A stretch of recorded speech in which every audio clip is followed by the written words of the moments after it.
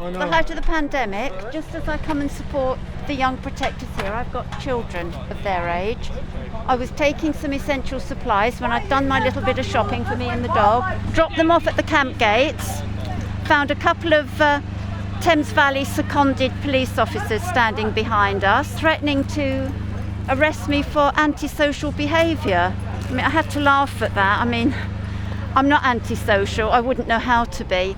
And then I was a gathering, and then he couldn't get away with that. So the next thing is I stepped away from him because he was screaming in my face, and I had a mask on.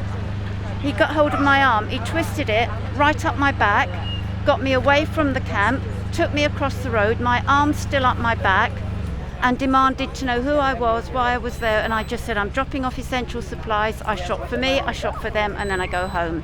And I've still got an injury from that. Was he on duty? He was on duty for HS2. He was a Thames Valley police officer seconded to HS2, but he had a dodgy badge number on, and that's all I can say.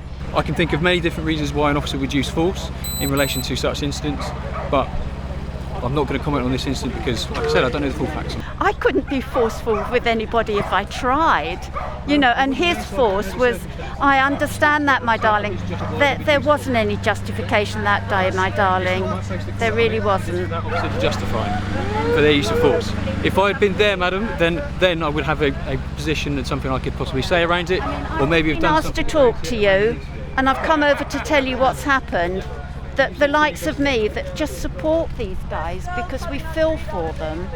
For me to use force, I would need a lawful and proportionate reason to do it. As in, I would need a justification which I would go through and I would explain. As we've been doing all the way throughout the COVID crisis at the moment, we've been going around and explaining with everybody.